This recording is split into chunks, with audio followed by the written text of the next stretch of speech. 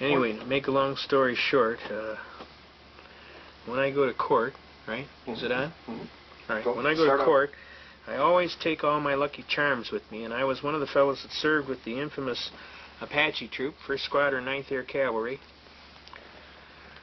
We were the fellows that were in the movie Apocalypse Now, where they told you, "I love the smell of napalm in the morning," and that gentleman was exactly like that. This book is done about the Apache headhunters by a Cobra gunship pilot by the name of Jerome Boyle, who we used to call Dirty Harry, because he looked just like Dirty Harry. Make My Day. He used to have that painted on the side of his aircraft, along with Pinball Wizard and a few other things. This is a phenomenal book about a story of serious Americans. This is a Cobra pilot, Jerry Boyle's own story. A former policeman arrived in Vietnam in March of '70. He went from being a FNG, which I can't tell you what that is in a church, but it's bad, to a combat vet in just 2 months, whether rescuing downed crews, flying fiery combat missions during the invasion of Cambodia, or being shot down himself. Boyle saw war quickly turn from a scary game of bullets, rockets, and grenades to a terrifying race against death, where just split seconds could turn a scene of breathtaking beauty into one of stark, absolute terror. He witnessed men risk their lives daily to save others, and he heard the dreaded call, "Taking fire, taking fire." That were too often a fellow pilot's very last words before his chopper became an inferno. Boyle learned real fast that there weren't a lot of going-home parties for Apache Troops pilots. And when you listen to some of the stuff, this is a Cobra pilot's life and death experiences in Vietnam's legendary Apache Troop, 1st of the 9th Air Cavalry. This pilot was the recipient of, he was a California native and former policeman of Ventura, California. Among the medals and decorations awarded to him for his service, and this was kind of typical of most of the people in this outfit: Silver Star, 3 Distinguished Flying Crosses, 5 Bronze Stars, 2 Army Commendation Medals for Valor. He now works as a pilot who flies in support of offshore operations. He lives in Oha, California with his wife Andrea of 20 years. And to read some of the stuff about this is absolutely phenomenal. Some of the things that get involved, I'll just read you a closing part of this thing to give you an idea. The Apache Troop I served in wasn't part of the Army. The Army was part of Apache Troop. We were Mavericks, but the kind of team that any commander with hair on his tailpipe would want his unit to be like. If you couldn't get what you needed to accomplish the mission through normal channels, we begged, borrowed, or stole it, usually the latter, with few exceptions. I'd follow the men of Apache Troop into hell, knowing full well, sooner or later, someone from the Blues, the Whites, the Reds, the lift platoon, or the mess section would emerge from a smoking hole, dragging the dead, smoldering ass of the devil. Now, he kind of exaggerates a little bit, but I can tell you that these men were phenomenal fighters, and it was my great privilege to serve with them. And when I go to court, I take all of my battle stuff, my Ranger stuff, my 1st Air Cav. This is from the Apache Troop logo. There's my flight wings, the actual ones I wore. This is the 1st of the 9th logo that was put on the nose of all the aircraft. There's 1st 75th Infantry Rangers. I have my Duty Honor Country coin from the MacArthur group of people. It's a special group of people that defend the Constitution. It's a silver coin that's given as a serious defender group memento. This is MacArthur, and that's solid silver. Then I got all my Ranger jump stuff. I put that on there. I take my strike like lightning, sound like thunder, all my Ranger stuff that when I was in the Rangers.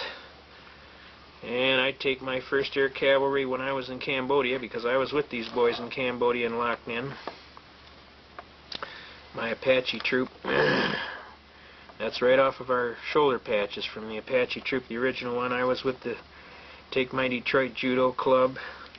This is a patch they give you for running 50 miles to save your life. You got a certain time to do it in. They give you a bootlace and a pocket knife, and if you get caught, they put you in a POW camp and treat you like a prisoner. So it's like you got 12 hours to run 50 miles, or you go to the POW compound and they treat you like a POW. They hung my buddy up in a pit full of poisonous snakes upside down for about a day or two. And then this is my other patches that I wear from Vietnam and Special Operations Group. I flew in support of Boegrites in Cambodia. We used to deliver their supplies. I got my Ranger belt buckle. All these are mementos of a program. My Bronze Star medal. I have 33 of these air medals. I got 5 of these Bronze Stars. I got a Distinguished Flying Cross, Vietnamese Cross of Gallantry, 33 air medals. Shot down 4 times, left for dead twice. Walked out of Cambodia with 2 regiments on my tail feathers. This is the SOG Special Operations Group MAC-V that we flew in support of Boegrites in Cambodia in the Cambodian operation. I was one of the special air crews that was selected personally to fly the infamous Marine Sniper in Laos to shoot that general at 800 yards. I was one of the guys that flew him in. And we wear the wings of eagles. We support the National Rifle Association totally. You know, we ain't fooling around. We want our Constitution. We want our Second Amendment. I am a member of Vietnam Veterans. And basically, when I go to court, I put all my Lucky Charms in my pocket. It kind of drives them nuts down at the courthouse. I also have my flag. I always take my flag with me. And I have my Vietnam Veterans belt buckles and my De Oppresso Libre, which means the liberator of an oppression from the special forces that was given to me by the boys over there for helping them, you know. So all this goes in my pockets. When I go to court, my Lucky Charms, I call them, and it's a little heavy, but it's like, when I go for memory of those fine soldiers and some of the things. I'd rather be killing communists. That's one of the mottos of the paratroopers from the Charlie Company Ranger Company.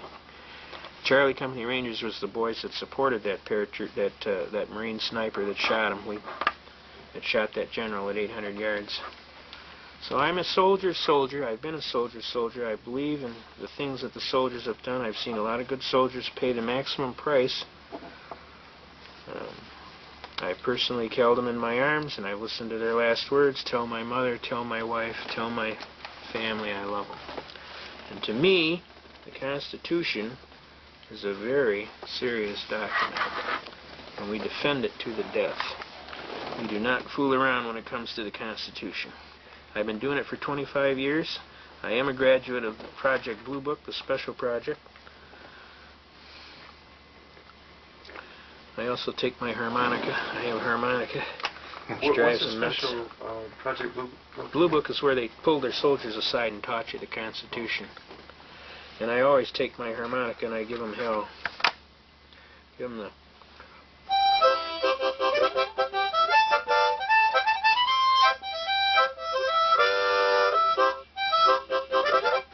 And we give it to them. Tell your Southern Air Transport story. Yeah, well, we were flying interdiction along the Cambodian border, and we come up on the door of these B-model Huey. It was a smaller Huey, and it was painted blue and silver.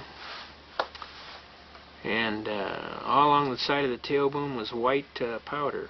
And I informed the aircraft commander, and he told me he was hailing them on the hailing frequency, and he called them up and told them to land. We wanted to inspect their cargo, and they told us basically to blank off and die. You know who we are? My pilot told him he didn't care if he was a man from Glad. He was going to land that aircraft and we were going to inspect his cargo. Basically, he told us, we're not landing. My pilot ordered me to roll my guns up, and he shot him down. And we went down there, and we blew his landing gear off, shot up below his fuel cell, and he got the idea we weren't fooling around. He went down and landed in the rice paddy, and we inspected his cargo, and sure enough, he was carrying heroin. So the pilot gave him a choice. He could go to Long Bin jail with us for contraband trafficking, or he could hitchhike home, baby.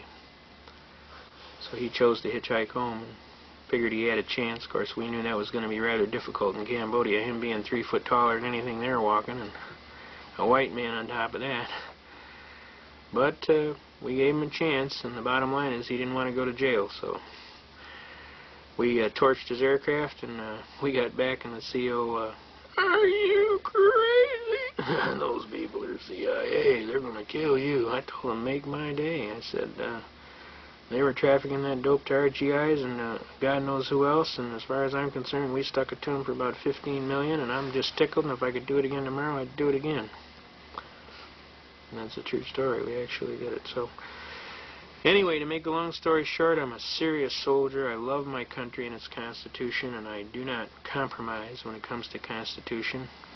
I defend to the death, and that's what we do. Not to get us off track, but how'd you feel about that piece they did on day one the other night on Bo Gritz? I thought it was kind of a little biased myself. They tried to paint him as somebody who's setting up another Waco, Texas, and that he was going to be one of these cultist type things, and I didn't think they really played fair with the man. Anybody who knows Bo Gritz, he's the most decorated soldier in the history of the United States. He's a very congenial gentleman. He when we worked with him in Cambodia, he was all business, and we flew his 5th Special Forces people all over for whatever recon missions they had, and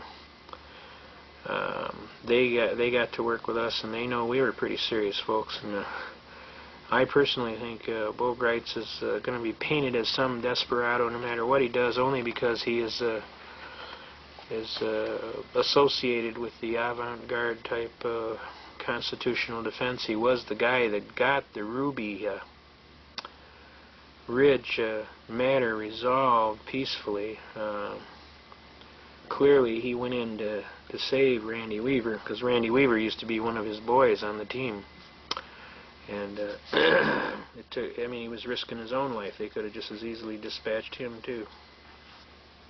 So he's a man of great courage. I respect what he's doing. I appreciate that he's trying to make things happen, but I also know that he's going to be held in some type of villainous, no matter what he does, people are going to not understand, and they're going to be afraid, and of course the newspapers will continue to paint him as whatever boogeyman in the closet they can.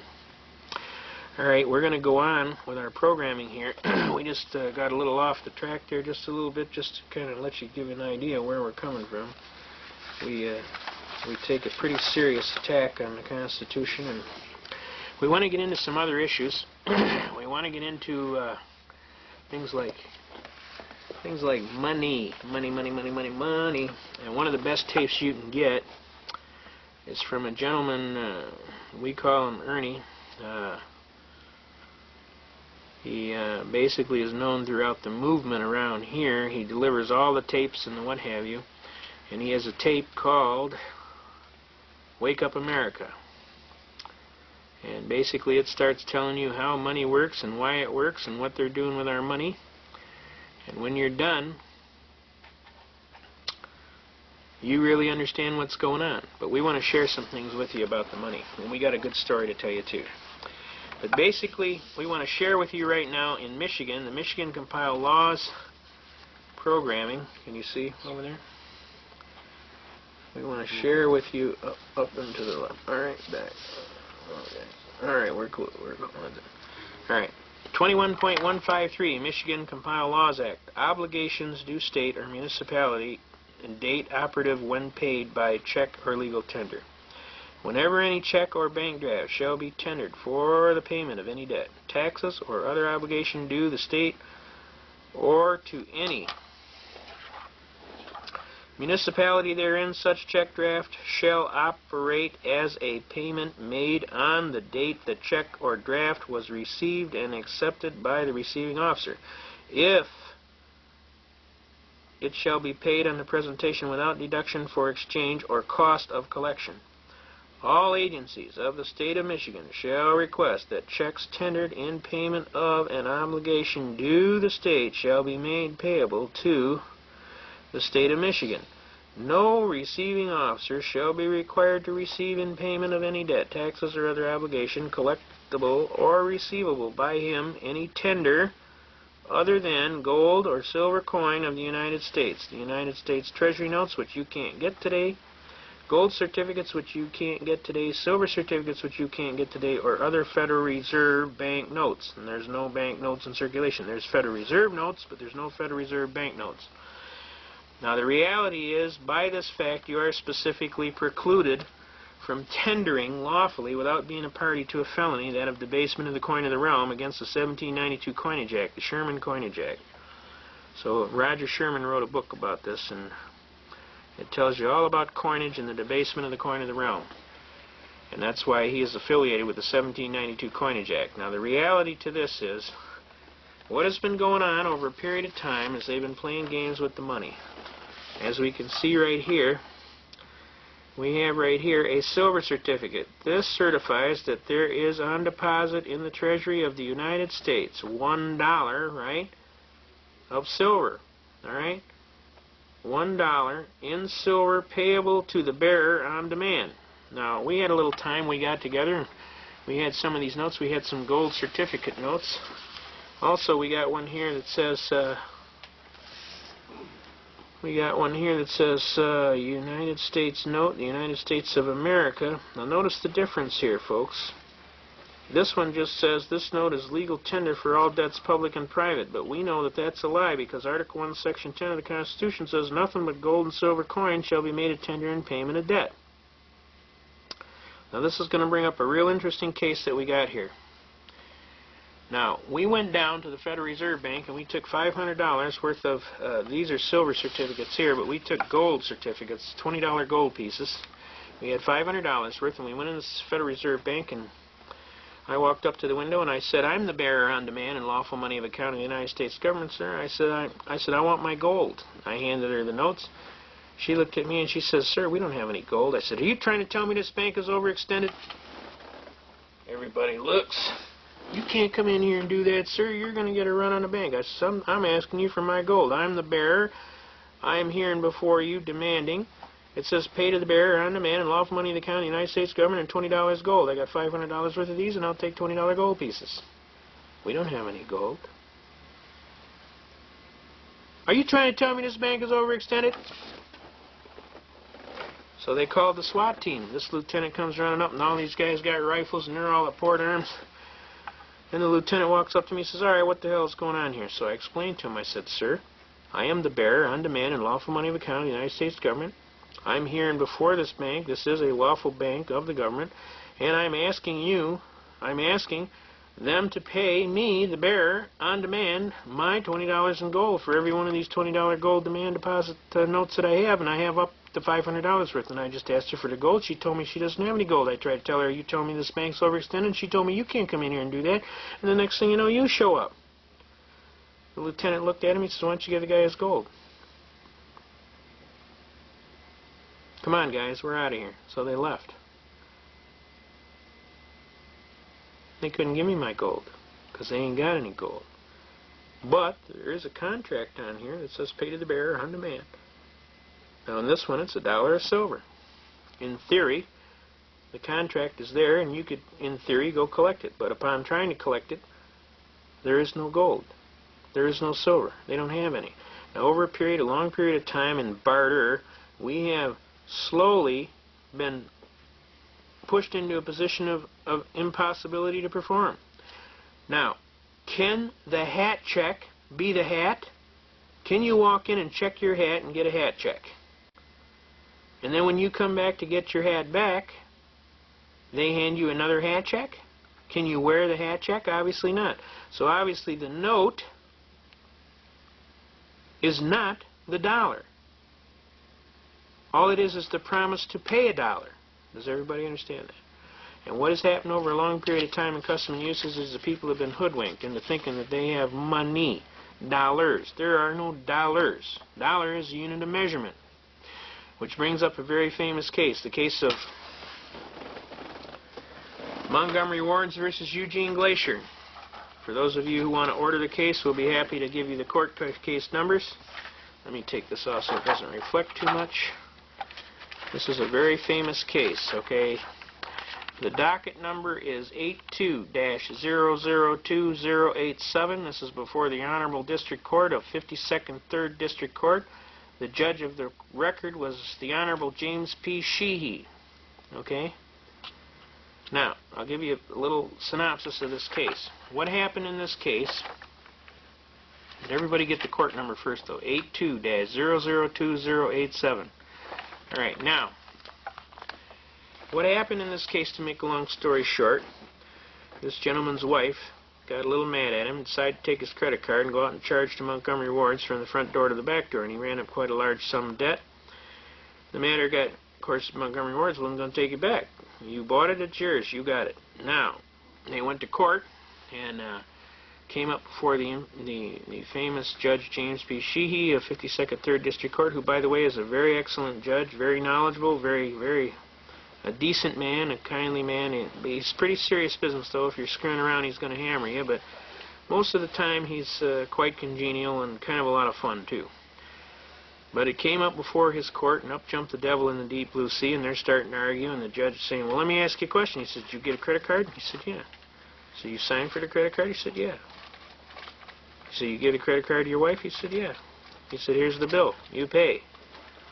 He says, okay, Judge, now let me explain something to you. You told me that the judgment is for this amount. Is that right? And I'm asking you, and you told me it's this many dollars, and I'm asking you for a determination of the dollars. What dollars?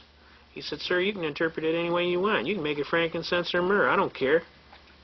I don't care if you don't even pay this judgment. I'll tell you what, don't pay it. There's a lot of documents in the basement, they never pay them. He says, don't pay it. We'll just take judgment against you, and we'll attach it, whatever we need for writs of attachment, and we're going to collect on this debt. He said, sir, you misunderstand my point. Now, you have told me this amount of dollars, and I'm confused here. I need to know something about these dollars. He says, well, let me clarify it for you. I've entered a judgment against you for the amount due, all right?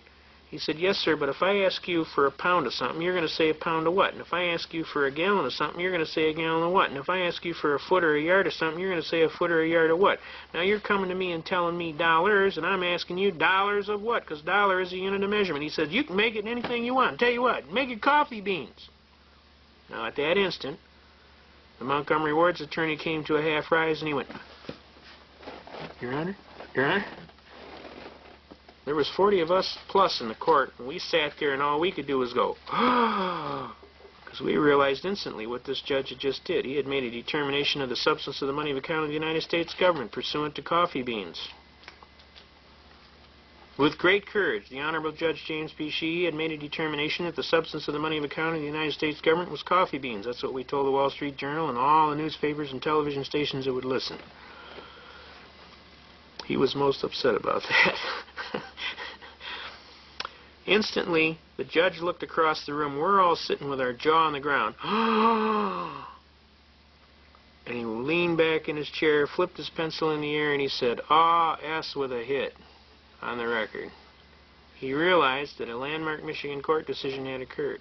He realized that Montgomery Ward's wasn't going to say nothing. Because they won. They ain't going to appeal. They won. What are they going to appeal? You won? You won. You won? You won. There's nothing to appeal. We weren't going to appeal because we won, too. We got the judge to make a determination that the substance of the money of account of the United States government was coffee beans. You can see in the back of this book here, Mr. Glacier took the judgment right here, and this was for $1,098.97. He did it in 100 bean bags certified, 1 bean to the dollar, and 97 100ths. We cut the tip of the bean off, painted a white line on it. He sent it to Montgomery Ward's. We got it on there? Mm-hmm. Please find enclosed in this package 1,100 and 48 coffee beans, which is payment in full, pursuant to Judge of the 52nd District Court, October 8, 1982, before this Honorable Judge James P. Sheehy. I thank you, sir, for your time and trouble concerning this matter. Most graciously, yours truly, Eugene Glacier. And it's certified mail sent to him. They never said nothing, nor would they, nor could they. He honored the stipulation of the judge. Okay? Now, to this date, this gentleman comes to court with a big red bag, marble bag, full of coffee beans that he's got stenciled on the side, Gene's Beans. I'll read you the last statement. This is kind of hilarious. It's pretty good. He's asking for a determination of the substance of the money of account. I'll read you about the last 3 pages. He goes, all right. Therefore, really out of his own testimony, it seems to me that judgment really is unavoidable in that amount. Thank you, Your Honor, the court. Anything else, sir? You have the right to a closing argument, Mr. Glacier. Only that I don't think I received a fair and equitable trial here today, the court. This is a closing argument regarding this trial, okay? As to the subject matter, Mr. Glacier, subject matter, I have nothing to add to the subject matter here. The court. The court makes the following finding of facts. That the court finds that pursuant to Plaintiff's Exhibit Number 1, that Mr. Glacier, Eugene Glacier, entered into a contract with Montgomery Wards and the company which it is a monthly account. 2, pursuant to Plaintiff's Exhibit Number 2, that the account was used by probably 99% of the time of the purchases by his wife while they were married. Number 3, that for testimony of Mr. Davison's unrebutted testimony, Mr. Davison, the balance owing on the account is $1,098.97. And the court also finds that Mr. Grossman's excuse me, from Mr. Glacier's testimony that he just recently got divorced, approximately August 24, 1981.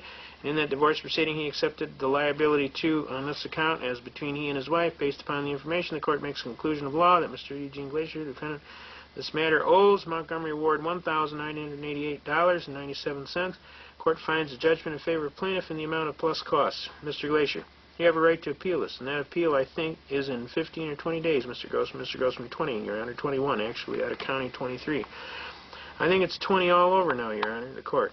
I think it is. It used to be 15 on some cases and 20 on others, and I could never keep it straight, but I think it's 20. You have a right to appeal in 20 days. If you appeal, let me explain to you how you do that. You have the file with the court with the circuit claim of appeal. Are those the ones that are marked by the way those exhibits? Mr. Grossman, oh yes, sir, Your Honor, that's right. The court. We better keep those. You can give him a copy of the other ones. By the way, you can file a claim of appeal with the circuit court in this court. You also make a request to the court stenographer for a copy of the record. A copy of the record must file within a certain amount of time. Then you can tell you must file, as I say, a claim of appeal, and then you have a certain number of days after that to file your appeal. Okay, claim of appeal is nothing more than a little form. I hereby claim appeal. Okay, so but the court clerks can give you more information. But if you don't file an appeal within 20 days, you've lost your right for an appeal. Any other questions before the court recesses? I'd still like to have a motion for a more definite statement. Dollars of what? Do I owe the court dollars of what? The court has made it. Now this is after he had already told them dollars of what before, and the judge told him frankincense and myrrh, and then he kept hammering away at this dollars of what, and then the court lost its cool. The court has made a judgment of $1,098.97, and however you interpret that, sir, if you want that in coffee beans, that's okay with me, really. Okay, thank you much. And at that point, we all went, ah. And he went, O-S with a hit. He realized he threw his pencil up in the air. Now, this is a magnificent case and an example. And to this day, this gentleman still pays court judgments with coffee beans. And it's a viable case. You can use the case as a reference. It's a landmark Michigan court decision. We use it thoroughly. Okay? Now, to make a long story short, Article 1, Section 10 of the Constitution is clear and specific. It says nothing but gold and silver coins shall be made a tender in payment of debt. We want to give a number out on where to get those tapes too. The tapes. It'll be on the end of the tape or at the beginning. Yeah, okay. All right. We want to make sure they get the tapes about Wake Up America. All right, now we got Article 1, Section 10 right here.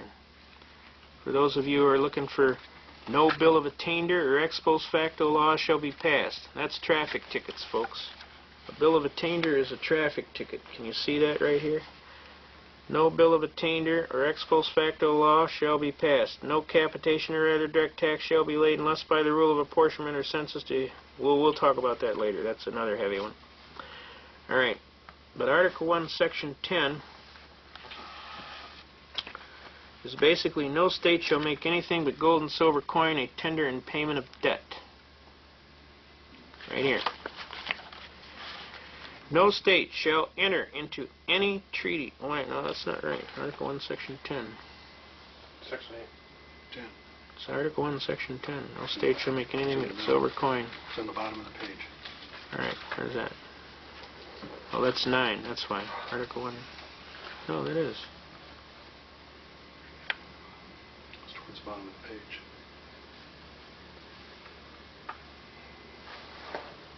Are they changing this thing? It's in the middle. All right, here we go. It's in the middle paragraph. All right, here we go. Here we go. Right here. No state shall enter into any treaty, alliance, or confederation, grant letters of marque and reprisal. A letter of marque or reprisal is like your brothers messed with the king, so the king is going to attack your family and put a letter of marque out on them. Coin money. Emit bills of credit. What is a Federal Reserve note? Make anything but gold and silver coin a tender in payment of debts. Why? Because it creates inflation. You got to understand that paper money, if you can't redeem every piece of paper in the society, the amount that you can't redeem is inflation or credit. Credit is inflation, right? Pass any bill of attainder, huh? What is a bill of attainder? Again, a traffic ticket. Ex post facto law, or law impairing the obligation of contracts or grant any title of nobility. When they give these guys these gun permits because they got $3,000 in their pocket and they're a rich businessman, isn't that a title of nobility? Because they get more rights. They're more politically correct than you. They have rights, you see. I mean, they violate so many things it's not funny. It's never funny, but I'm just saying, I mean, you start reading this book, folks. I mean, I read it all the time, and I always find something new. This is kind of a book like the Bible. It's one of these books you can read and find something out of it all the time. The bottom line is you read the Constitution and you holler. You don't let these people jam your Constitution. You keep going. Now, we also know, we wanted to share with the program, the Bretton Woods Agreement Act, because we're on the subject of money. Where do we put that? We want to get into the militia too. We got the militia. All right. We want to bring into some of these arguments. Okay. We want to bring in. I want the militia. I want the electric murders. I want treason. I want treason. You want to talk about that? All right. All right. Now let's talk about treason here. Let's put this down here. What is treason? All right. Can you see that? Everybody see that? Title 18. This is the Penal Code. And we're talking about treason. Whoever owing allegiance to the United States levies war against them or adheres to their enemies, giving them aid and comfort within the United States or elsewhere, is guilty of treason and shall suffer death, or shall be imprisoned not less than 5 years and or fined not less than $10,000, and shall be impeachable of holding any office under the United States. All right? After this section, it gives you all of the reasons of how you can be charged with treason. But the basic issues come under adheres to their enemies, giving them aid and comfort. Now, breaking down the laws of our country has also been construed as giving the enemies aid and comfort. So if they're violating their oath of office and they're not upholding the Constitution, that is treason. Because in so doing, they create anarchy in the land. And in that, they aid the enemies of our country. Does that make legal sense to you? All right, now let's talk about some of the things that are going on in our country. Let's talk about them. Let's talk about where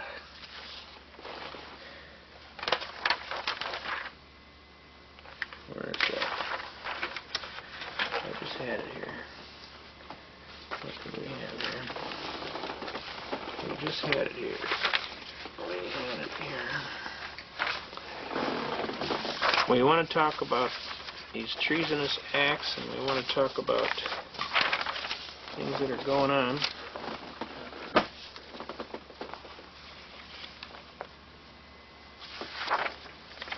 This is the militia. All right. All right, here we go. We want to talk about Title 22 United States Code, Section 286A. Basically, the part that we want to talk about is the governor's and executive director's term of office. But basically, when we get over here, we really want to talk about the compensation for services. And this is Title 22 United States Code, Section 286A. All right? Okay?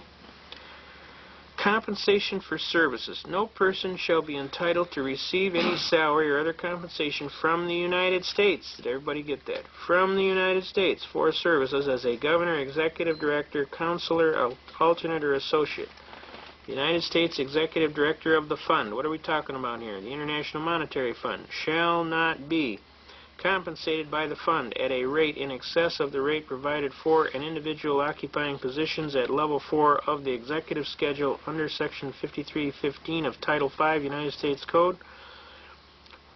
Alright, the United States Alternative Executive Director to the fund. What fund? The International Monetary Fund shall not be compensated by the fund at a rate in excess of the rate provided for an individual occupying a position of level 5 of the executive schedule under section 5316 of Title 5 United States Code. The Secretary of the Treasury shall instruct the United States Executive Director of the Fund to present to the Fund's Executive Board a comprehensive set of proposals consistent with the maintaining high levels of competence of the Fund, personnel, and consistent with the Articles of Agreement, with the objective of assuring that the salaries and or other compensations accorded fund employees who fund, International Monetary Fund, do not exceed those received by persons filling similar levels of responsibility within the national government. Got me? Service or private industry. The Secretary shall report these proposals, right, together with any measures adopted by the Fund's Executive Board to the Congress prior to February 1, 1979. Now, folks, when they're talking about the Fund, they're talking about the International Monetary Fund. And when they're talking about being paid, people like Janet Reno, who is a governor of the Fund, is paid by the IMF. And who are they talking about? The Secretary of Treasury shall instruct who? Now, these people are paid by another government to our people. That is a violation of our laws. You understand? I mean, if they catch a congressman on the take, what happens? He's out of there. Why? Because it's considered to be unethical activity. Yet this foreign operating program, this International Monetary Fund, is paying our officers as executive officers. Whose interest do they serve? Do they serve the United States or do they serve the funds? Does that make sense to you? Okay. To me, this is an act of sedition or treason. The bottom line is they are not operating in the best interest of the United States of America. They are operating in their interest. And they are paid by a foreign power. And how can they sit in an office of government in the United States of America paid by a foreign power? It's inconceivable that this is going on. Now, we want to find out. Who gets our income tax to the fund? Yeah, well, yeah. I mean, it's absolutely obscene. Now, what we want to do here is I want to figure out. We got the treason, so we know that's treason. I mean, if they're operating outside, they're in treason, right? Now, the next thing we want to get, we want to get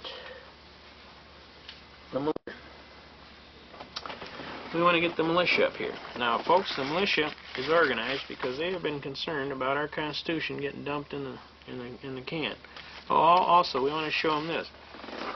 These concurrent resolutions here expressing the sense of the Congress regarding the need for the President to seek the Senators' advice and consent to ratification of the United Nations Convention on the Rights of the Child. Okay. United Nations consent on the rights of the child. Okay? John Conyers is in on this. He's one of our guys, too. Okay? Now, the bottom line is they're setting standards, all right? And on these standards, whereas it is estimated that every night in the United States at least 100,000 children go to sleep homeless. Whereas, I mean, they make all these allegations. Wherein the United States has the world's largest gross national product, yet American children rank below the top 15 nations in regard to the health and well-being. Whereas in 1989, the infant mortality rate for the United States ranked 19th in the world, being Singapore or Spain. I mean, they make all these allegations about the United States and the national Commission on Children has declared that every child in America needs an excellent education, yet approximately 40% of the nation's children are at risk of school failure. I mean, they go on and on. Whereas the United States, 2,600,000 children were reported to be abused and or neglected in '91. I mean, this is ridiculous. Whereas it's estimated that 1,800,000 teenagers were victims of violent crime. Whereas the Supreme Court has never fully articulated the range of rights to be accorded to children under the United States Constitution, or fully articulated the manner in the Constitution is applicable to minors. It is. Whereas the positive futures of our families, communities, and nations are dependent. Now, you keep reading all these whereases. Whereas 29 others nations have signed convention indicating their intention to ratify the convention in the future. And then you get down. Whereas it is essential that the United States sign and ratify the Convention on Rights of the Child and begin implementing convention legal standards in order to improve and protect the lives of children. Believe me, they're not trying to protect the lives of children. They're trying to create a new federal bureaucracy. Whereas at the World Summit of Children in September such and such to sign the World Declaration of Survival, Protection, and Development of Children, which would include commitment to work and promote earliest possible ratification and implementation under the United Nations and Conventions of the Right of the Child. Whereas the House of Representatives passed a resolution during the 101st Congress urging the President to seek consent of the Senate to ratification of the Convention of the Rights of the Child. But such action having not occurred, it is necessary that the Congress implore the President to take action on the Convention now. And now they want to push it. Alright? Now, you got to understand, folks, they're not doing this for the children, believe me. They're doing it because they want to create some new kind of problem. Children tomorrow, I apologize to you on behalf of those in my time for the things we didn't do. We didn't stop the tyrants so your fate could be prevented. We watched them steal our freedom, but our silence we consented. We didn't choose to circumvent the doom you've not escaped, while the Bill of Rights was murdered and the Constitution raped. Some of us were lazy and too busy, others too afraid to think about our children, the ones we have betrayed. We say we were too busy to be concerned or care, to try to ease the burden of the chains we've made you wear.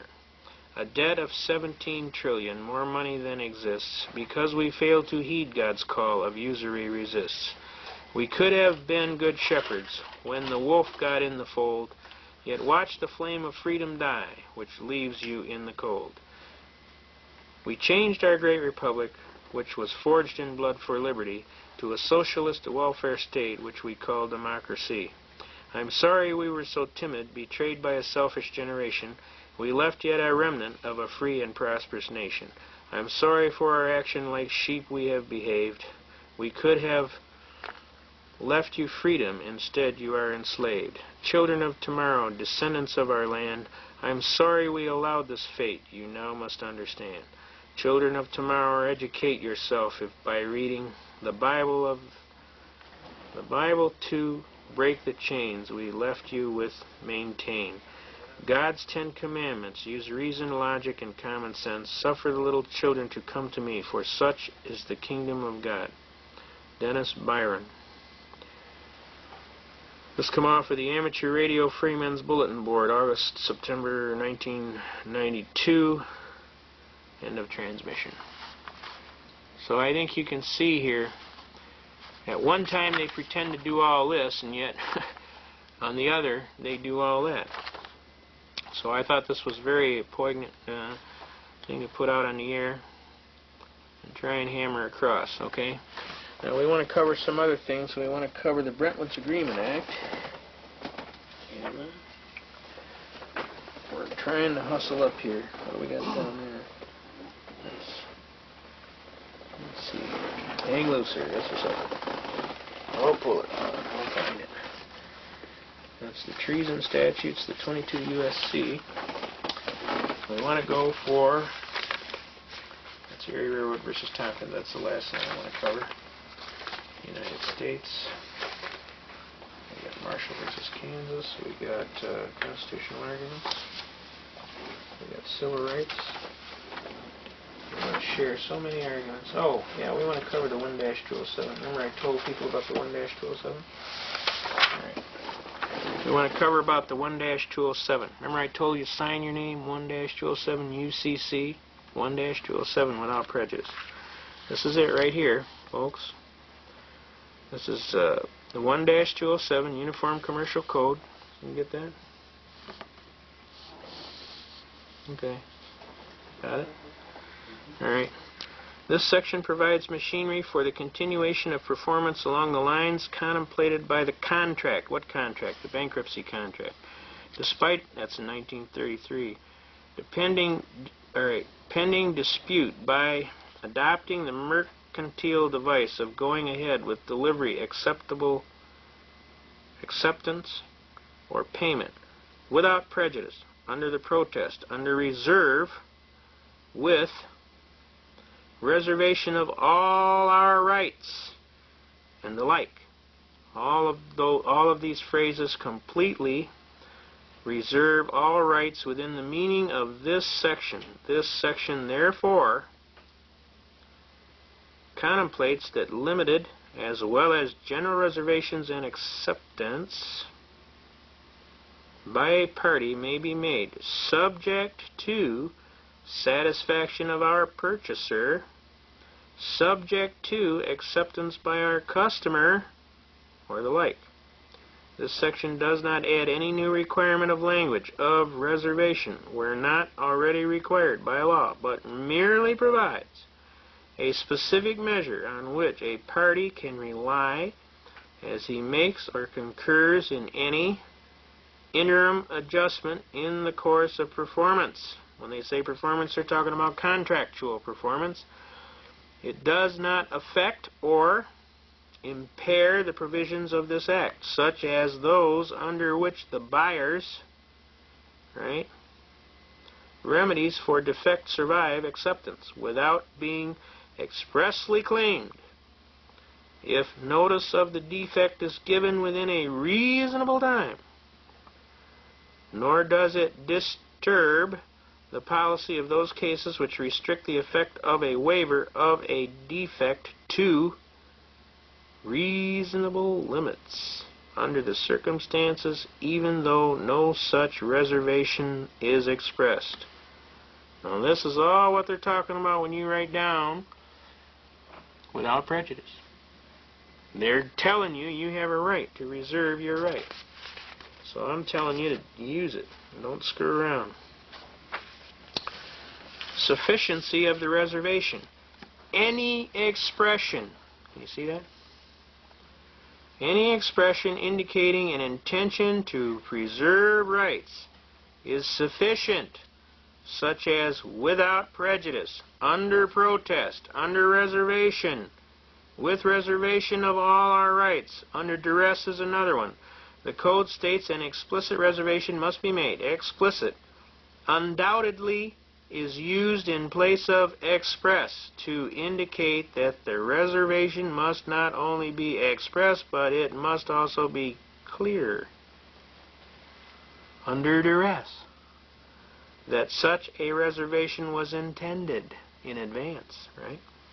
The term explicit as used in UCC 1-207 means that which is so clearly stated or distinctly set forth that there is no doubt as to its meaning. Okay? Now that is the reservation I want you to claim. I want you to screw around. I want you to use your head for something other than a hat rack. Because I'm telling you, You just do it, too. just do it. Yeah, just do it. Yeah, you don't tell them nothing. You sign it and you walk out. When they ask you what that is, just say that's something I put down on my signature every time so I know it's me. Okay? You didn't learn all this stuff overnight, and you're not going to give somebody these classes overnight. Believe me. If you think you're going to teach somebody this stuff all night, you're dreaming. It takes a long time of serious study to get to the level of where you're at. And you're not going to deliver that to anybody overnight. So my sincere advice is don't try and do it, because it ain't going to happen in your lifetime. Just sign it, do what you're supposed to do. If people want to listen, then you let them listen. If they don't want to listen, then you say, oh, well, I knew that. Okay? Now, let's go on here, because I got a bunch of stuff to cover, and we're running out of time. All right, what do we got here? All right, we want to cover the militia. There's a lot of people you're hearing talking about the militia. I want to get to Brenton Woods Agreement Act, too. if we can. Let me see here. I know we had it. Oh, Lord. This is the hard part, keeping track of everything. Okay. Alright, we will find it. I promise you that. Alright, what we want to do, we want to show off some of these things. Under executive order of the President, all persons required to deliver on or before May 1st, 1933. Try and blow that up. That's a good one. That's all your gold and silver. I want to make sure we get into all kind of arguments here real quickly. Should we have some gold and silver? By law? Should we have some? Yes, yes. I think you should set aside some serious money to put in. I think people shouldn't have everything in gold and silver, though. I think you should have. I think you should buy toilet paper, and I think you should buy food, and I think you should buy cough medicine, and I think you should buy laundry soap, and I think you should buy, you know, have some stuff around like you would keep your normal business, and put a little bit in gold and silver. I think you should have a pump shotgun in your closet to defend your house. Something, yeah, something to defend your house. Not that you may need it, but if you do, you got it. I think you ought to seriously consider. Alright, we got the militia here. That's one of the next biggies we want to talk about. The militia. Alright, let's do that. I'll bring that Bretton Woods Agreement Act in yet. But that's also serious business. Oh, here we go. Here we go. That is good.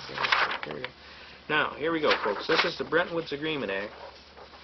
And this is the Agreement Act that created this problem with this Title 22 United States Code Section 286. Okay. This is heavy duty, folks, so remember I showed you about treason. Okay. No person shall be entitled to receive any salary or other compensation from the United States for services as a government executive director, counselor, alternate, or associate, right? Congress by law authorizes such action. Neither the President nor any person or agency shall, on behalf of the United States, request or consent to any change in the quota of the United States under Article 3, Section 2, the Articles of Agreement of the Fund, the International Monetary Fund. Alright, let's pull it up here. Alright, they're talking about dollar under paragraph 6. Okay, that's not what I want. Let's see. Make any loan to the fund or bank. Approve the establishment of any additional trust fund for the special benefit of the single member or of a particular segment of membership of the fund. Now,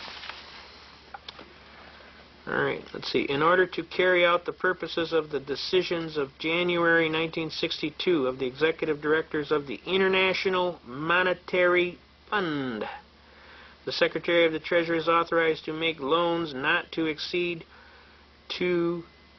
looks like billion, yep, outstanding at any one time to the fund. If it sounds like I'm hammering on that fund, that's because I am. Under Article 7, Section 1, subparagraph I of the Articles of Agreement of the Fund, I mean, they set this thing up. The Secretary of the Treasury, with the approval of the President, directly or through such agencies as he may designate, is authorized for the account of the fund established in this section to deal in gold and foreign exchange and such other instruments of credit and or securities as he may deem necessary to the consistent with the United States obligations in the International Monetary Fund. The Secretary of the Treasury shall annually make a report on the operation of the fund to the President and to the Congress. That makes the Secretary of Treasury what? An officer of the fund. Okay? The Secretary of Treasury, yeah, he is guilty. The Secretary of Treasury is authorized to issue gold certificates in such form and in such denomination as he may determine against any gold held by the United States Treasury. The amount of gold certificates issued and or outstanding shall at no time exceed the value at the legal standard provided in Section 2 of Par Value Modification Act 31, United States Code 449, on the date of enactment of this amendment of the gold so held against gold certificates. There aren't any gold certificates. Alright, the amendment made by sections 2, 3, 4, 5, 6, and 7 of this act shall become effective upon entry into the force of the amendments approved in the resolution number 31-4 of the Board of Governors of the Fund. Now this is called the Brentwoods Agreement Act, folks. And this is what set up Title 22 United States Code, Section 286A, which says that these officers are paid out of the fund. They're not paid as United States employees. Capiche? Is there any doubt in your mind now who gets paid where? We don't pay them. They're paid by somebody else. The fund. Who is the fund? All of those rich guys that are sitting over in Europe that are trying to control our country. Alright? Now. Okay, let's move on here. We got things to do. I want to show you something else too. Let's look at the very first book of of the United States Codes Annotated. And I don't care which section you grab. Grab either Lawyer's Edition, or if you grab... I want you to take a particular note to this and pay close attention. I want this amplified if you can do it. I want it to read right here. The part where it says, this title has been enacted into positive law. Notice the little asterisk right here, folks? There's a little asterisk right here. Everybody see that? Can you see that? You see my pen? Move it till you see my pen point come in. You see my pen point? Alright, alright. This title has been enacted in as positive law. Okay? Notice the little asterisk. When you come down here, and all these titles that got the little asterisk, they're all part of the law. Title 11 Bankruptcy, Title 13 Census, Title 14 Coast Guard, you know. Copyrights, you got Crimes and Criminal Procedure, Title 18, right? Now, I want you to notice something as we come over to Title 26 here. Title 26 is the Internal Revenue Code. It's never been enacted into law. It's a regulation. Can you get it? Can you get it? See that? Look closely. Title 26 and Title 27. Do you see an asterisk there? You don't see one, do you? No, sir. That's because there ain't one. Now, let's look at the other version. The other version is exactly the same. And this is the one out of the official U.S. reports for titles. And this one says, can you get my pen? You tell me when. Right there. Okay. This title has been enacted as law. Look at all the titles that got an asterisk. You'll notice again, Title 26 and Title 27, Zippo. No asterisk. Everybody see that? Real clear? Pull it over. No asterisk. Obviously, it's never been enacted as law. How could it be? I'll tell you how. I got a case over here called Erie Railroad versus Tompkins, and I'm going to bring it to your attention. Erie Railroad versus Tompkins is a magnificent court case. Basically, what this court case did, this court case is recorded at Volume 304, United States Reports, page 64. This is the start of the case. That's 304, Volume 304, United States Reports, Section 604. Now, what this case does is it sets up a duality of citizenship. There are the citizens that live at the common law, and there are the citizens that live at the national law, or what is called Admiralty and Maritime Jurisdiction. Now, the way they get away with putting this Title 26 and this Title 27 out, the way they do it, is they create this Admiralty and Maritime Jurisdiction, and if you volunteer into it, you are in it. If you step in it, it's on you.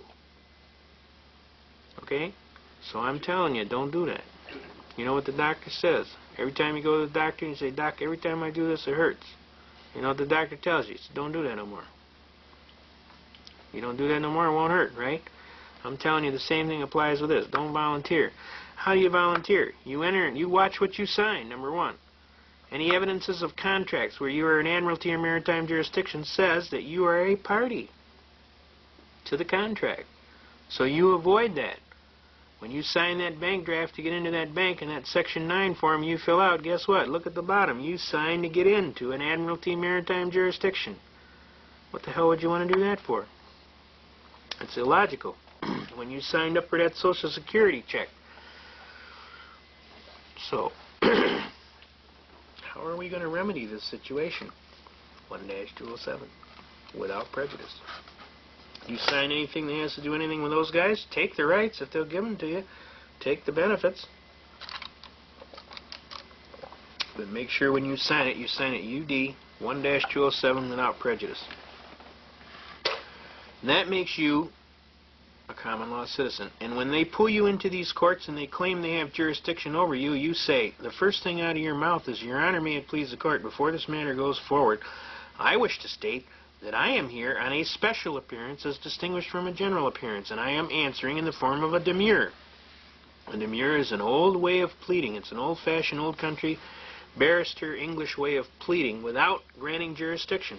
In other words, I'll answer out of courtesy, and I'll give you an answer out of courtesy, but at no time am I granting jurisdiction. Now, I put on my briefs, I state my name, I state the defendant in propria persona, on a special appearance as distinguished from a general appearance for jurisdictional challenges. Now, I've raised the issue of jurisdictional challenges. I'm putting on the record. It's clearly cognizant. Once jurisdiction is raised, the burden is on the plaintiff to prove jurisdiction pursuant to McNutt v. General Motors Acceptance Corporation, recorded at 56 Supreme Court 502. It says, jurisdiction may never be assumed, but must be substantively proven by the plaintiff claimant. They don't prove it in a timely fashion, laches incurs. Laches is a species of action wherein a party of reasonable intelligence and integrity having a right to take an action as is prescribed by law, and having failed to timely do so, loses all right to proceed. So if they don't prove it timely, motion to dismiss, Your Honor, failure to state a cause of action for which relief can be granted, and I'd kind of like to collect my costs and fees for having to defend this frivolous case.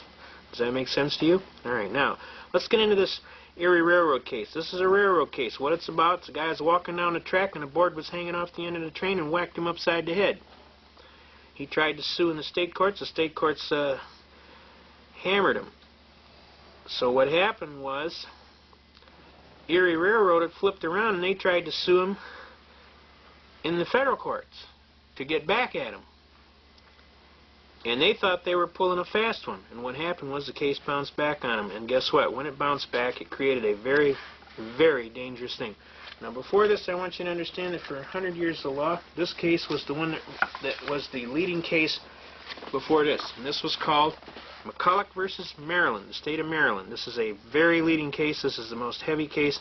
It comes in 2 sections. That tells you how thick it is. So you're going to be reading for a while. This case upheld for 100 plus years, practically almost 100 years. This case is recorded at, where are we at here? Where is the site? The site is, come on, give me a break. It's page 316. What is the volume?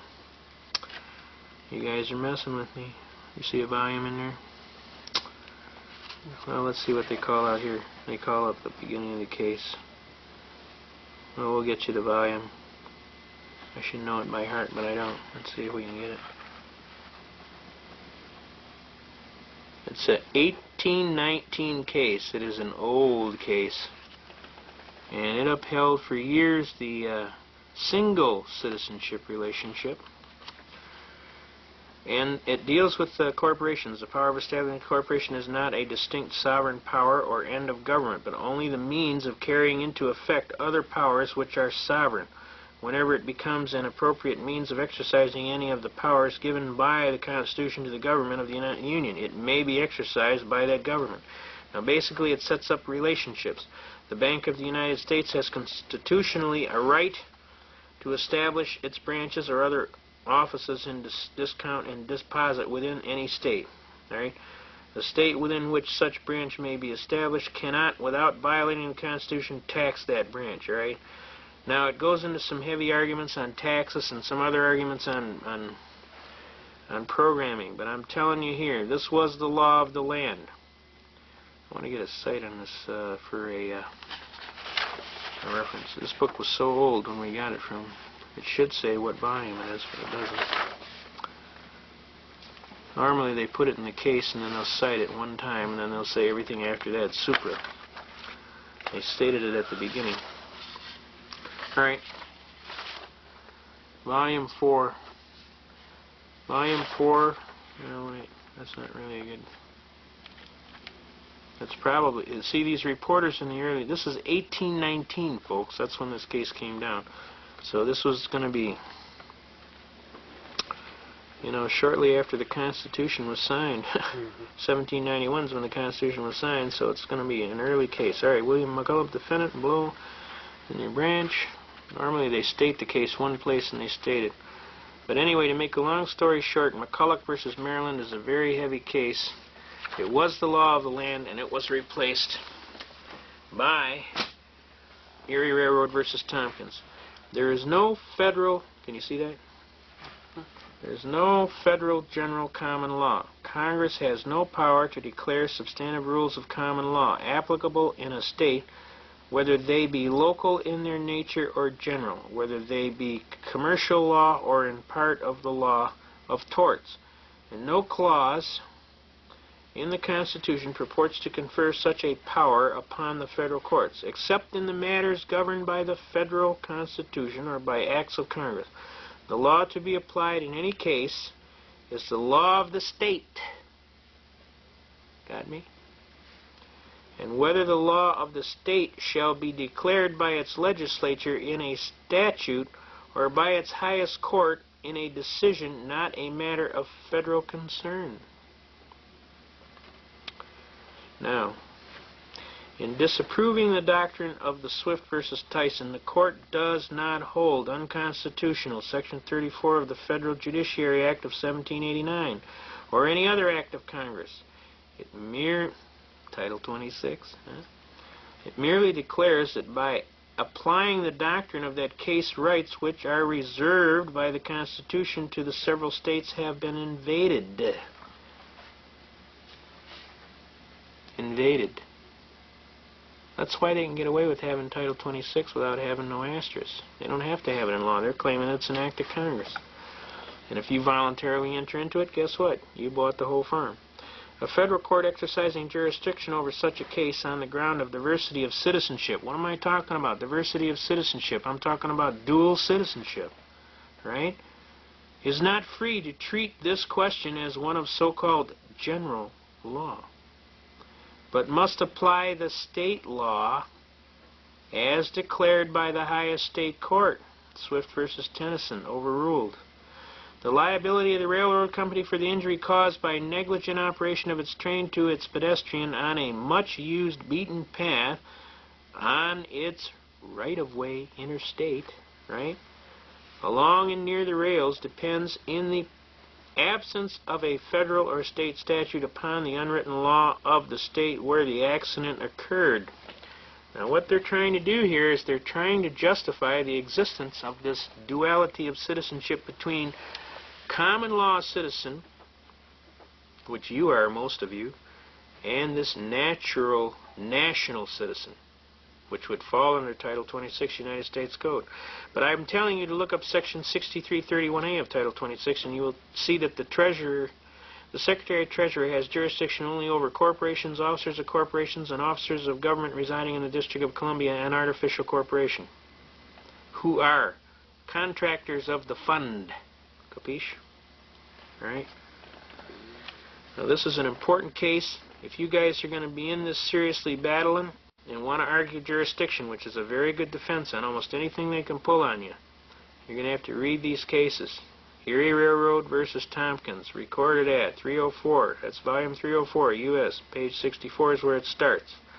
It's vital that you understand these arguments. I just finished battling a United States attorney, and we were arguing, and he's talking about this is all gibberish.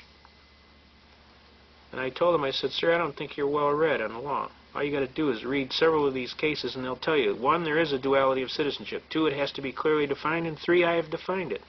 And now I'm asking you to prove that I'm not a party. Or prove that I am a party. You tell me. It's your burden. You're the one making the complaint. You make the complaint, you get the burden of proof. Who says so? McNutt versus General Motors Acceptance Corporation, 56 Supreme Court, Section 5, or page 502. You made it, you prove it. Okay? You don't prove it timely, I motion to dismiss. Failure to state a cause of action for which relief can be granted, and I will beat your little tail.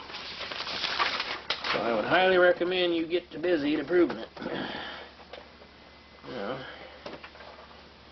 if you think the stuff don't work, let me tell you something here.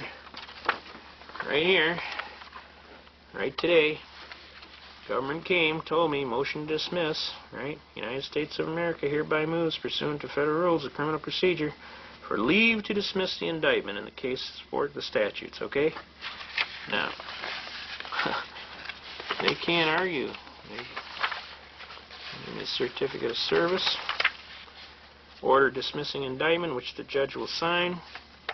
The government having moved to dismiss the indictment in the case of this court being fully advised in the premise that is ordered in the indictment of B and the hereby is dismissed with prejudice, and that the defendant's bond is canceled, it is so ordered and adjudged. Wherefore, the United States requests that this court enter the attached order dismissing the indictment without prejudice, but we'll figure that out. We'll fix that up. See, I don't care if we go to court, because I know who's going to win. And I pray to God that He'll help me do that. So if they want to go to court, I tell them, make my day. When I'm in the court, the guy says to me, well, we could get you for an income tax evasion, and you might win one, but you won't win them all. I looked at him most calmly, and I said to him in the clearest and gracious language, I said, sir, I'm going to advise you to go look in them law books real carefully, because I'm going to tell you straight arrow, I have had occasion to look in them law books, and I'm telling you, sir, if you bring that complaint against me, I'm going to tell you to make my day. Because I'm a pretty serious fellow, and I'm not going to fool with you. I'll sue your socks off and attach everything you own, bank, business, and home. So, the best thing I can tell you is before you make a complaint, sir, I would highly recommend that you seriously consider the merits of your facts before you go writing a bunch of dribble. And when we got him today, he's talking about, well, your briefs are nothing but gibberish. So we asked him, he said, well, on our proposed order to have it dismissed, do you want us to put it down there for good gibberish shown or just generally good cause shown? So he got a little red in the face and stormed out. But the bottom line is, if you know your facts and you got your stuff together, I'm telling you people out there in TV land, you can do this stuff. As God is my judge, I'm a truck driver, I've been an engineer for a while, I'm a fisherman, a hunter, and a guide. I'm a regular person. I just read a lot, okay? I know people like to add stuff in the game, but I'm a regular citizen of the United States. I love my country and its Constitution. And I'm not fooling around. I want them to honor my Constitution, and I don't think that's too much to ask. I think a lot of fine soldiers paid for it. We've had a lot of patriots. Some of the finest people I've ever known have paid for it. I especially tout Donald Costu, who was the editor of the Constitutionalist newspaper and the initiator and starter of the Justice Pro Se movement in this area. He was a great man. He was a courageous man. He was found shot to death in his home with a bullet in his nose because obviously he stuck his nose in places it shouldn't have ought to been. He was a tireless defender of the people and the Constitution. Many a time we cruised the countryside doing meetings hither and yon. He wore a white cowboy hat, which we used to joke about. Good guys wear white hats. He was an exceptional personality. He lost everything he owned, fighting to the death. And I especially offer my serious prayers for his soul, and for the soul of all patriots who have suffered tremendous things to put on this Constitution and to keep us going. The people with the WWCR radio there, God bless you. Radio Free America, Tom Ballantyne, Bill Cooper, the infamous Jack McLam from Vampire Killer 2000. There's so serious battlers out here, folks, myself included. There's quite a few patriots all around. I can't tell you the names of the people that I feel absolutely privileged to know because the list would be so long here it would take another 2 hours just for the tape. But I can tell you some exceptional people, and some of them are on bond and they can't be doing that, so so I'm respecting their, you know, some of the things. The infamous Eugene May, E.J. May. There's just so many. The infamous No Tax Jim, James Gordon Lott. I mean, the names are endless. So I'm telling you folks out here, there's a lot of good people out here that are pulling for you, that have risked a whole lot, have gone to jail, have stood out rain protesting. The infamous Dave Franklin, who was one of the most leading arguers on constitutional issues of admiralty and maritime jurisdiction. The outstanding Art Morris, who published the book The Greatest Swindle Ever Told, which is about 4,000 pages of documentary evidence on income tax situations. We're going to share you a couple of arguments in the end, and then we're going to kind of close it off here until the next time. But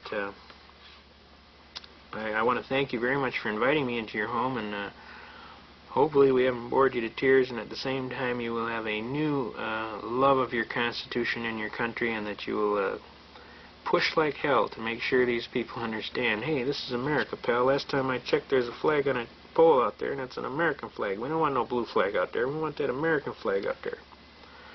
And we got a Constitution, and we're going to keep it. If you don't like it, move. Preferably someplace out of here, like Russia or other places. If you like that kind of government, go for it. Knock yourself out. That's what free America's all about. You got a right to any idea you like, just so you don't injure your neighbor. You got a right to free speech, but you can't yell fire in a crowded theater. Got me? Does that make sense? Okay. So if you don't like it here, move. You don't want to exercise your constitutional rights, that's your prerogative, but if you get abused, don't say we didn't tell you. Because God kind of wants us to do this thing, because this is His holy land, and He's hoping that we're going to have enough hair on our tail feather to do it. Now I want to get into a couple other arguments. One of the things I want to tell you about is procedure. You're going to go to court and you're going to be your own attorney. By the way, this is the infamous No Tax Jim. He just died, God rest his soul. The infamous James Gordon Lott. I helped the gentleman do his appeal briefs to the U.S. Supreme Court, and I can tell you he was one hell of a gentleman. He can quote Tragedy and Hope, Quigley's Tragedy and Hope from the hip, from memory. And he just passed away. Just recently he died. I want you to see how he died, too. Where does it says? He was alone when he died, Monday. And no services planned, and they cremated his body. He fought to the end. To his last day, he was on the Mark Scott program. There's another exceptional patriot, Mark Scott. I can't speak highly enough for the courage it takes to come on the radio and tell God's truth. There's a lot of people like him. Tommy McIntyre, Mike Reagan. We could get you a list a mile long. There's patriots that come on and tell it like it is. J.P. McCarthy is another one that gets on there and tells it like it is. I remember this one casual time he got Gus Hall on, and J.P. said to Gus Hall, he says, Gus, don't you get tired of losing? Because Gus was running for president on the Communist Party ticket. And Gus turned to him and he said, J.P., what makes you think we're losing? He said, we've implemented every plank of the Communist Manifesto. We just haven't got the guns from the people yet. And J.P. turned to him and said, yeah, and you ain't going to get them from the people. What do you think of that? Well, folks, what do you think of that? They're working on it, aren't they? Huh? Now, you're going to go to court and you're going to be your own attorney. You got to be sharp. You got to keep records. You go to court, you write it down. You get anything in paperwork, you write it down. You send them anything in paperwork, you write it down. You got me? You don't be screwing around on me, because I'm going to tell you some of these things got dates and times and things that you got to do. And if you don't take care of business, guess what? They ain't going to take care of it for you. You're your own attorney. If you want to be your own attorney, you got to have records. You got to keep on top of things. So every time you do something, you write it down. And you make sure you can go back and say, yeah, I remember on such and such a date at such and such a time this happened and this happened and this happened. You can construct a chronological order of events, okay? Now, also write down all important numbers to anybody that has anything that's got to be done. Okay, now, what we want to get into is we want to get into some serious arguments on taxes. Okay? Well, also, we should tell you that if anybody violates your rights, okay, Title 42 United States Code, Section 1983. Everybody got this? Can you see it? Every person who, under color of statute, ordinance, or regulation, custom, or usage of any state or territory or the District of Columbia subjects or causes to be subjected any citizen of the United States or other person within the jurisdiction thereof to the deprivation of any rights, privileges, or immunities secured by the Constitution and the laws shall be liable to the party injured in an action at law, suit in equity, or other proper proceeding for the redress. For the purpose of this section, any act of Congress applicable exclusively to the District of Columbia. Why do you think they said that? Because they're members of the fund. And they are under Title 26, Section 6331A. Shall be considered to be a statute of the District of Columbia. Now, does everybody understand about Admiralty and Maritime Jurisdiction? I know you don't, but not a little bit. They have created a duality of citizenship under the 14th Amendment. They're claiming there's common law rights, which everybody gets their Constitution, and there's national rights where you waive all your Constitution. Now, which did you want? Does that sound like a good deal? Sounds like you're being ripped to me. Here we got the 1-207. Remember, 1-207, right? Alright, now. Okay. Where are we at here? We want to show Jack McLam's magnificent books too. Vampire Killer 2000 and the Aid and Abet newsletter. We need to get these out to every police officer in the United States of America. They need to understand what the heck's going on here. You get a hold of Jack McLam and his people at Vampire Killer 2000 and they will be happy to put this book out. This explains to your police officers exactly what the heck's going on. And they have an Aid and Abet newsletter that you can get. Let's get that out. Aid and Abet. Aid and Abet Police Newsletter, P.O. Box 8787, Phoenix, Arizona, 85066, right? And he has a phone number you can call him too, I think. Now, they have these vampire killers out, and it tells the police everything they need to know. Also, they publish a newsletter, Aid and Abet newsletter. You want to make sure, Aid and Abet, okay? And get that to your police officers. What I like to do is when a police officer busts me for something, what I like to do is I like to enroll him in a free subscription. And you know what? He hands it out to everybody. Plus, I'm doing him a service. Now, if you folks don't think this is serious, I'm telling you right now, they are building these work camps, these multi-jurisdictional forces, and these work camps all over. Notice that most of them are coordinated between Michigan, Indiana, Ohio, and Wisconsin. And then they got a bunch more out here in the Wyoming, Idaho, the Great West, and they got them in California. Then they got these detention facilities. Everybody paying attention to these detention facilities? Notice where most of them are, and what they call them is regional prisons. Look at all the ones here in Michigan, Indiana, and Ohio, or Illinois. There's a bunch of new ones since then, too. Yeah, there is. I know there is. They prop up and they call themselves, okay, and then they got battle groups, United Nations battle groups. I mean, we've had reports of Russian troops being in Michigan all summer. And we got positive sightings by people that are retired military colonels and above. And we know they were at Camp Grayling this summer. So I'm telling you folks, the time to wake up is now. Wake up, America, before it's too late. Before you lose your God-given rights to some foreign potentate who might think that you look like a sucker. I mean, you want to buy any apples off that cart? I ain't buying no apples off that cart because I know they're all rotten. Okay? Now, we want to get into Militia? the next thing we want to get into is the militia, right? And then we want to get into taxes seriously. And that'll be the close for today. Now, those of you who have been in militia groups and everybody's getting all panicky, let's understand a few things about the militia. Whether you like it or not, you are in the militia in the state of Michigan. And I will tell you right where it says that. Article 17, militia, right here. What does it say?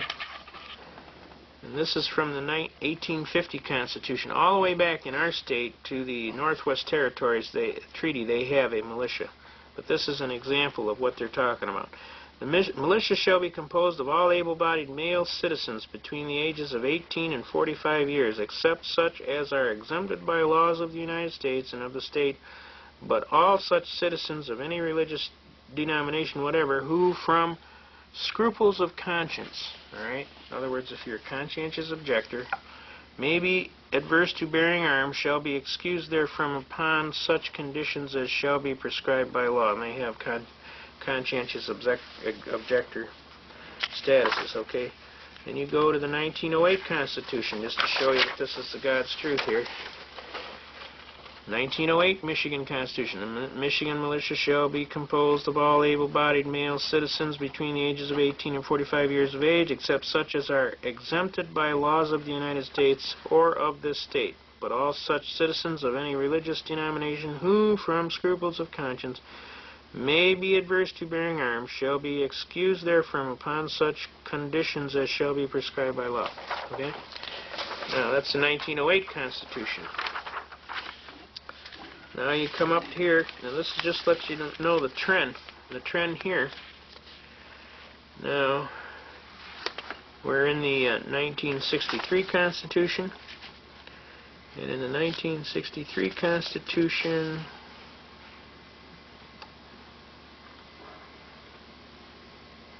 I wanted to show you a little diverse thing here. This right here. Common law and statutes and continuance in Michigan. The common law and the statute laws now in force, not repugnant to this Constitution, shall remain in force until they expire by their own limitations or are changed, amended, or repealed. So the common law is prevailing. The militia, here we go. I knew we had seen it. Now notice, folks,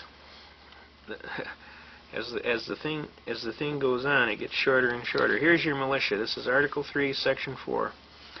The militia shall be organized, equipped, and disciplined as provided by law. That's all you get now. Now, when you look in the beginning of this Constitution, there is a empowering statutory phrase that says, all constitutions before, everything they had in them are carried forward to this Constitution. And that's how they're allowed to do this. So what would happen in this case, because they haven't clearly defined it here, they would have to go back in the law to the previous Constitution, which would be the 1908 Constitution, which we just read to you. Well, this one right here. So this one would be the militia shall be composed of all able-bodied male citizens 18 to 45 years of age. So that would be the controlling one, because that's as prescribed by law, just like they said. Does everybody see that? Now, the bottom line here, folks, is a lot of people are all upset about the militia. All the militia is concerned citizens that are worried about their Constitution getting flushed down the toilet. We're not putting up with that stuff.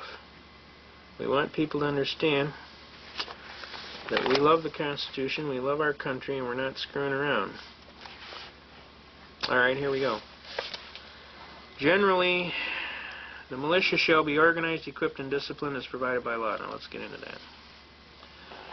A single section is substituted for all of this relating to the militia in the present 1908 Constitution. Remember I told you about empowering?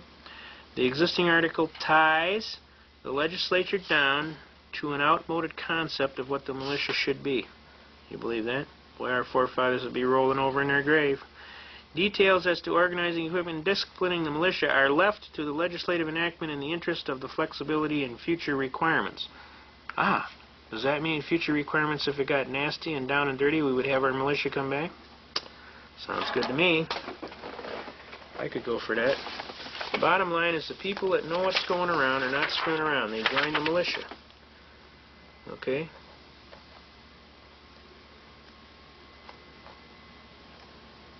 Alright, now Article 10. Alright, here we go. Here we go. Article 9. Let's pull this out. The militia, organization and discipline. The legislature shall provide by law for organizing and disciplining the militia in such manner as they shall deem expedient, not incompatible with the Constitution and the laws of the United States. But they're not doing it, right? The legislature shall provide for efficient discipline of the officers commissioned and non-commissioned, and the musicians and/or may provide by law for the organization and discipline of the volunteer companies. Volunteer companies. Notice that. Volunteer companies, huh? Officers of the militia shall be elected or appointed in such manner as the legislature shall from time to time direct, and shall be commissioned by the governor. The governor shall have the power to call forth the militia to execute the laws of the state, to suppress insurrections and repel invasions. That's what our forefathers had in mind when they had a militia. Now, if they're going to invade us, they're going to change our money, they're going to shut down our Constitution. That's why the militia needs to be organized. That's why you need to be down there talking to a militia. That's why you need to be joining the militia. I don't care what church you go to. I don't care what color, national origin, ethnic background you come from. You need to be down to the militia, and you need to be talking to them folks about, this is the United States of America, and I will protect it and its constitutional form of government. And by doing that, if we do it in sufficient numbers, most probably what will happen is the New World Order scammers will realize, the people woke up, we screwed up. We'll have to wait another 300 years to try and pull it again. And let's hope that's what happens. If that isn't what happens, then the militia will defend the Republic, just like what our forefathers intended. And we will defend the Republic, as we always do, with vigor. And we will have a government by Constitution. That American flag will be on that pole out there, and anybody that wants to try something different, hey, knock yourself out. But plan on a very severe battle, because we will never give up the United States of America, its constitutional government, or our American flag, or our American heritage. So this idea that you're going to wear us out, tie us down, otherwise skew us around is nothing but a lot of hoodoo. It ain't going to happen in your lifetime. As a matter of fact, your lifetime may not be that long either. Because we try traitors in this country. And the bottom line is the penalty for treason is death. And it's not our purpose to threaten or coerce or otherwise intimidate any person, but we want you to understand that this is the United States of America. This is a country governed by constitutional law, that constitutional law prescribes penalties for criminal acts, and that those criminal acts can be punished by lawful means. We're asking all persons that are involved in all walks of government or any areas of the law to please, please, please, let's get back to the Constitution and quit screwing around. Let's just get back to what's supposed to be done and quit screwing around. Pull back your Federalist Papers and let's start reading. You're going to find out everything that's in this book is directly applicable today. We need to do it over. We need to get back to a gold and silver standard. We need to get back to a serious means of trade expedience that's going to hold the standards of our country even. We won't have this inflation. We won't have this ridiculous market situation. We're asking you, please, before God, we're asking you. We want our Constitution. We want it back. We want all of the American principles that we stand for, that our brave soldiers died for. And we're asking you to please quit screwing around. Let's get down to brass tacks. You've been feeding the pablum to the babies too long. Believe me, we're way ahead of you. You may not think so, but I'm here to tell you, we're way ahead of you. You're going to wake up someday and you're going to be shocked. We're going to be all standing out there smiling. Because you're going to be the one that's asleep, not us. We know what we're talking about. We're not fooling around. We want you to honor our Constitution. God bless America. We want you to keep us safe. We want to be into the 21st century stronger than we were in the 17th century. We're not fooling around, so please. Now we can go into this book, and this book clearly establishes they never wanted to have a militia or a standing army. They only trusted. You listen to some of these arguments in here. Okay? But it is said that the laws of the Union are to be the supreme law of the land. What inference can be drawn from this? Or what would they amount to if they were not to be supreme? It is evident they would amount to nothing. A law, by the very meaning of the term, includes supremacy. It is the rule which those to whom it is prescribed are bound to observe. This results from every political association. If individuals enter into a state of society of laws of that society must be the supreme regulator of their conduct. If a number of political societies enter into a larger political society, the laws which the latter may enact pursuant to the powers entrusted to it by its constitution must necessarily be supreme over those societies and the individuals of whom they are composed of. It would otherwise be a mere treaty dependent on good faith of the parties, and not a government, which is only another word for a political power and supremacy. But it will not follow from this doctrine that acts of larger society, which are not pursuant to its constitutional powers, but which are invasions of the residuary authorizes of the smaller societies, will become the supreme law of the land. These will be merely acts of usurpation, which is kind of what's going on, and will deserve to be treated as such. Hence we perceive that the clause which declares the supremacy of the laws of the Union, like the one we have just before considered, only declares a truth which flows immediately and necessarily from the institution of the federal government. It will not, I presume, have escaped observation that it expressly confines the supremacy to laws made pursuant to the Constitution, which I mention merely as an instance of caution in the convention, since the limitation would have been to be understood through, though it had not been expressed. Though a law, therefore, for laying a tax for a use of the United States would be supreme in its nature, and could not legally be opposed or controlled, yet a law for abrogating and preventing the collection of a tax laid by the authority of the state, unless upon imports and exports, would not be the supreme law of the land, but an usurpation of power not granted by the Constitution, as far as an improper accumulation of taxes on the same object might tend to render the collection difficult or precarious. This would be a mutual inconvenience, not arising from the superiority or defect of the power. Now we want to get into some serious arguments here. We want to go to page 108, about the middle of the page. Except as to the rule of apportionment, the United States have indefinite discretion to make requisitions for men and money. That means they can ask. But they have no authority to raise either by regulations extending to the individual citizens of America. That's why we don't have a Title 26 that applies to you. The consequences of this is that, though in theory their resolution concerning those objects are laws constitutionally binding on the members of the Union, yet in practice they are mere recommendations which the states observe or disregard at their option. This is the intent of the framers. Cohen versus Virginia, 632-1821 says this is the exact intent. Is it pretty hard for you to understand what their intent was? They never intended to have an internal revenue, ever. They hated people that operated like that operated a tyranny against the people. All right, let's get on with this. Wise politicians will be cautious about fettering the government with restrictions that cannot be observed, because they know that every breach of the fundamental laws, though dictated by necessity, impairs that sacred reverence, which ought to be maintained in the breast of rulers towards the Constitution of a country, and forms a precedent for other breaches where the same plea of necessity does not exist at all, or is less urgent and palpable. Publius. And it teaches us, in addition to the rest, how unequal parchment provisions are to struggle with public necessity. You know, I mean, you start reading. You got to read. Don't sit there like a bump on a log. Read. Get all kind of good stuff going here. I could sit here and read this to you all night. This Constitution and the laws of the United States which shall be made in pursuance thereof, and all treaties made or which shall be made under the authority of the United States, shall be the supreme law of the land, and the judges in every state shall be bound thereby. Anything in Constitution or laws of any state to the contrary is notwithstanding.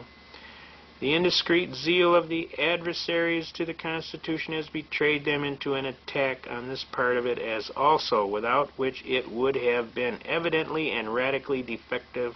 To be fully sensible of this, we need only suppose for a moment that the supremacy of the state's constitution had been left complete with a saving clause in their favor.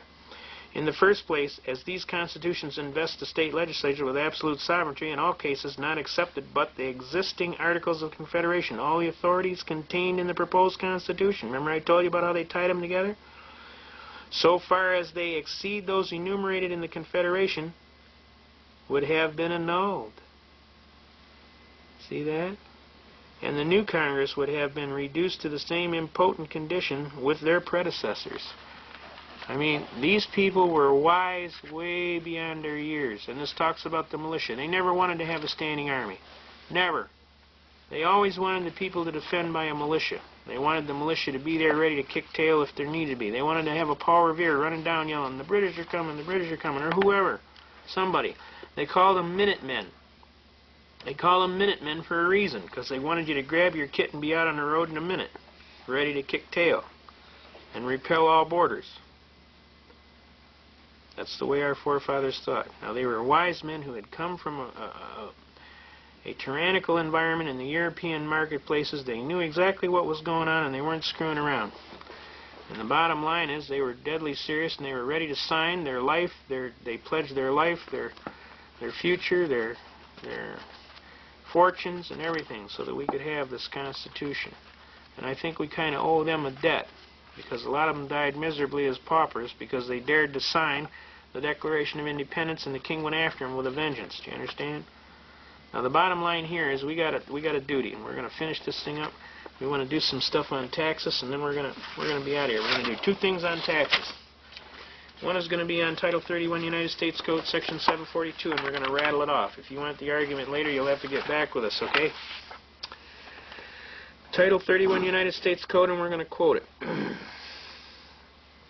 Except as otherwise provided by law, all stocks, bonds, treasury notes, and other obligations of the United States government shall be exempt from state, municipal, and local authority. This exemption extends to every form of taxation that would require either the obligations or the interest thereon, or both be considered directly or indirectly in the computation of the tax. See Memphis Bank versus State of Tennessee et al. Garner. Notice this is Memphis Bank versus State of Tennessee et al. Garner. Everybody got that? That's recorded at volume 459, U.S., page 392. Okay, right here. Okay, can you see that? Okay. Now, what this case is this is a Supreme Court case that says that Title 31 United States Code, Section 742 is the supreme law of the land. And it does so on a diversity of tax arguments based on discriminatory franchise of bond holdings. But basically what the Supreme Court said was Title 31, Section 742 was the supreme law of the land. And recorded right in here is exactly what I just quoted to you. Right here, except as otherwise provided by law. Notice it says all stocks, bonds, treasury notes, and other obligations of the United States shall be exempt from state taxation by or under state or municipal or local authority. Now, what does this mean? What are they talking about here? This exemption extends to every form of taxation that would require that either the obligations or the interest thereon or both be considered directly or indirectly in the computation of the tax. This is a unique tax argument. See, when the states went off the Article 1, Section 10 gold and silver standard, you can't pay anyway because of Michigan Compiled Laws Act 21.153. You cannot tender anything other than gold or silver coin to an officer of the government without being a party to a felony. On top of that, how do they figure the taxes? Let's look at our property taxes. This is a big issue. A lot of people get involved with this property taxes. They're tired of being taxed right out of their home. This tax argument is specifically for you. They come to your house, they set a value on your house, they tell you that, your house is worth $100,000, so we're going to tax it at a 50% interest, which would be $50,000. That's a 50% amortization value. We'll figure your house is a $50,000 bracket area, and then we're going to go 7 points on that, 7%, or whatever the percentage is. Now, stop for a second here. How did they figure the value on your house? Well, they said $50,000. There is no dollars. What dollars? You ain't got no dollars. You got dollars? I ain't got no dollars. Dollars of what? Dollars of coffee beans? I don't think so. The bottom line is they talking Federal Reserve notes, and they're putting the commodity item at the reserve notes. Now, what did they just do? Except as otherwise provided by law. All stocks, bonds, treasury notes. What is a Federal Reserve note? It's a treasury note.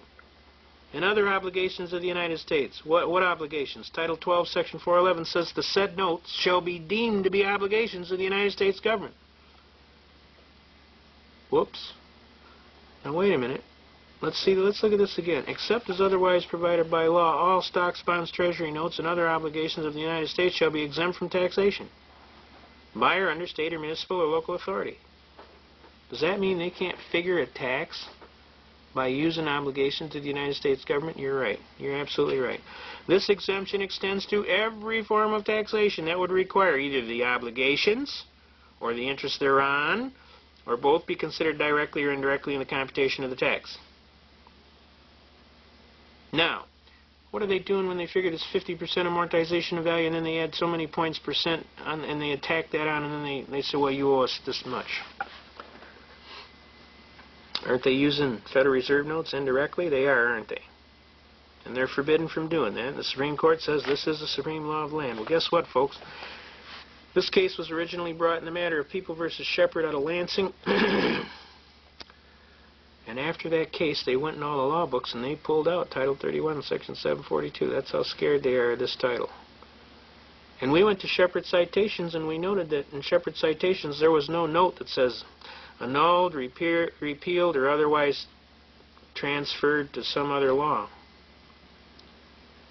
There's a hole there, folks. It starts at Title 31, Section 734, and then there's a hole, and then it goes to 752. What happened here? They went in all the law books and pulled this argument out. Why do you think they did that? Because every state in the Union that went off the gold and silver standard under Article 1, Section 10 was locked out of taxing the citizenry in any capacity by the use of obligations of the United States government. That's the only thing you got in your hand, folks. So rather than play that game, they went in all the law books and pulled it out. Then they went in Shepard Citations, and instead of putting a note down there as to what happened, they just created a void. What is that evidence of? Fraud. Fraud. Does not fraud void the contract? Last time I checked, it did. Now, I want you to pay attention to this stuff and get locked in on this argument, and don't try this until you've at least practiced a little bit. But anybody that's getting jammed on their property taxes or any other taxes for the state, lock their heels, is all I got to say. Okay? Now, we're going to go into one last argument on income taxes. And I'm not advising you as your attorney. I'm telling you what I have found as a scholar in the law books. I have found these arguments, and if you want to use them, that's your free choice. This is America. Last time I checked, you have a right under the Constitution. We've argued this before the Supreme Court, though, and it cannot be argued against. It's pretty strong. Bear with me a second here. My voice is going. Now, since the Constitution... Alright. Since the Constitution of the United States is the supreme law of the land, we got a unique argument here. It says in Article 1, Section 9, Paragraph 4, most clearly, no capitation or other direct tax shall be laid unless by the enumeration or addition hereinbefore directed to be taken, and that's in Article 1, Section 2, Clause 2, which says income taxes and representation shall be by apportionment, which I will show you. I like to show everybody the rules. Article 1, Section 2, Clause 2. Alright? Just so everybody's on the same wavelength. Article 1, Section 2, Clause 2. Where are we at here? Article 1, Section 2, Clause 2. Representatives and direct taxes shall be by apportionment among the several states which may be included within the Union according to their respective numbers, which shall be determined by adding the whole number. Alright, we got the idea. Article 1, Section 9, Clause 4. No capitation or other direct tax shall be laid unless by the proportion to the census or enumeration as hereinbefore directed to be taken. Well, folks, they're not using the census. They're not using apportionment issue at all. They're evading it totally. Now, there's several arguments here, and it's very catchy, so I want you to pay close attention. Alright? One of the arguments I want to share with you is brought by an infamous, outstanding judge, Judge Beers. He's the gentleman that actually lived the movie Cheaper by the Dozen. He went out and had 2 wives and had 12 kids by each. Man's got a lot of guts. All them kids went to college, too, I want to tell you. Every one of them. I know some of them personally myself. One of them is the director of the law library at Oakland County Court. Excellent people.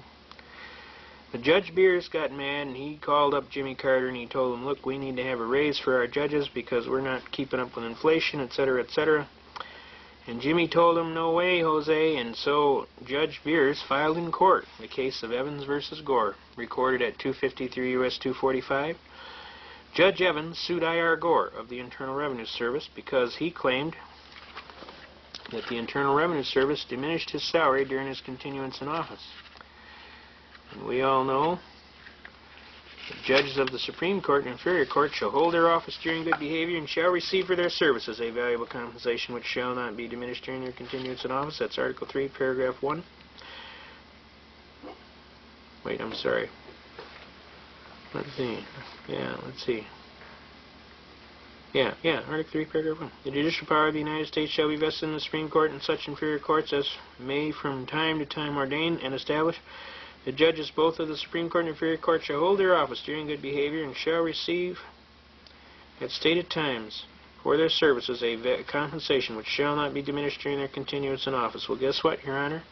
They diminished my salary during my continuance in office. You'll notice that there was no diminishment specified, so all diminishment is forbidden. Okay? And since all diminishment is forbidden, I am constitutionally immune from your income taxes.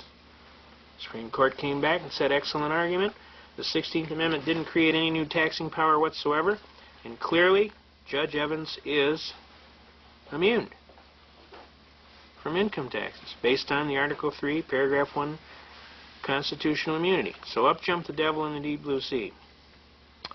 Jimmy Carter was most unhappy, so he had to give the judges all a raise to shut him up. And he took his wrath out on Judge Beers, and he went and published the fact that Judge Beers was a bigamist, and he kind of trashed him and got him disbarred and thrown off the bench, which I didn't think was a very nice thing to do at all, because Judge Beers was a good judge. Now, how does this affect you?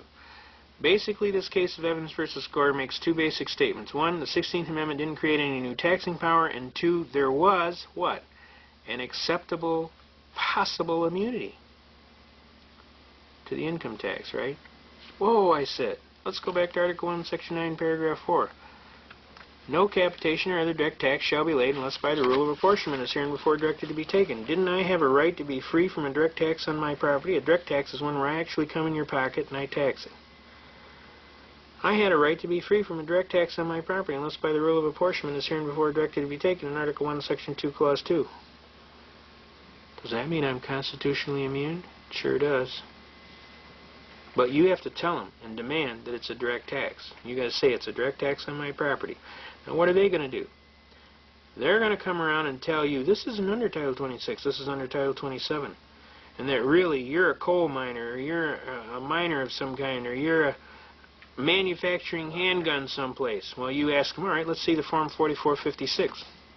They'll send you the Form 4456, and sure enough, they're going to have you down under some excise tax where they're charging you under BATF for having some fraudulent claim that you're involved in mining or something that requires an excise tax, and that for the privilege of doing business, you have to pay a fee because you're a corporation, an officer of a corporation, or you reside in the District of Columbia. Now let's ask you, that's Section 6331A of the Code. Look up Section 6331A. Those are the only guys that the Treasury Department can levy against.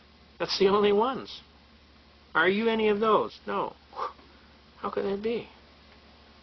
You're not any of those, they can't levy against you. If they can't levy against you, there's no jurisdiction over you. Got me?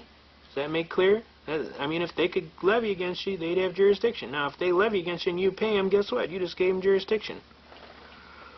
You sign their documents, you sign their W-4 form, you don't put down there, like I told you, UD 1-207 without prejudice, guess what? You're in. So, you think. Now, isn't that fraud? Doesn't fraud void the contract? You need to read, folks. We need to get you down here, and we need to read. There's so many beautiful arguments in here, I mean, we can just hammer them. What is income? There is no income defined anywhere in the Code. Oh, Section 61A of the Code says income is wages. No, it doesn't. It says Section 61A of the Code says this is a list of sources from which income could be derived. Not necessarily is be, but could be.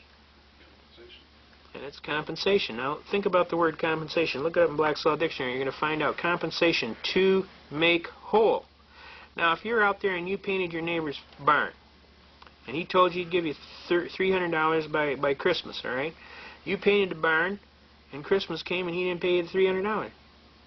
Wouldn't you have a loss on paper? You would, wouldn't you? And wouldn't you have a gain? He would, wouldn't he?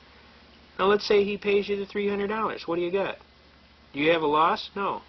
Does he have a gain? No. What happened? An equal exchange of property. What happened? You changed your time of life property in labor for his consideration. You have a 0-0 balance. You aren't ahead and he isn't behind. And you aren't behind and he isn't ahead. That is compensation. That's what it means. To make whole. Now, what happens if he doesn't pay you? Doesn't he have a gain? He would have a profit, wouldn't he? A realized profit or gain. He got you to work for him and he didn't pay you, right? And you would have a loss, right? Does that make sense to you? Now, the only way you would have income, by the way they define it in Brusheber versus Union Pacific and some of these other cases, Pollock versus Farmers Loan and Trust, first you would have to have a realized gain from some source, right? Before the period under consideration happened. Now, did you get paid any more than you agreed to? You didn't, did you? You got paid $300. You agreed to $300, you got $300. If you got $301, you had a gain. And if you were a corporation, an officer of a corporation, and a person that resided in the District of Columbia was an officer of the government, you'd have a income. But you're not any of those. You're not a corporation. You're not an officer of a corporation. You don't reside in the District of Columbia as an officer of government. So you're, first of all, not even in the game. Second of all, you didn't receive anything above what you bargained for. Okay? So you don't have a realized profit or gain before the period under consideration was commenced, so you don't have any income. What you have is compensation. Before it can become income, it would have to be corporate property. You'd have to be a corporation, and you'd have to have a realized profit or gain. You don't have that. So don't tell anybody you have income. You ain't got none. Every time you volunteer to get in that, you get in trouble. Don't volunteer. Didn't they tell you that in the Army? Don't volunteer. You volunteer, you get the broom, and you get to drive it around the floor. Just ask me, I'll tell you. I know. Now, the bottom line is this. There's a lot of things that you need to know. The biggest thing is that you need to get a hold of one of these books, and you need to read it, cover to cover. And you need to be able to rattle it, just like I told you. And you need to trust your God in heaven above, in whom you should put all your trust and love. And you need to kick some tail and try and coordinate this program, format. You understand? Holy Bible?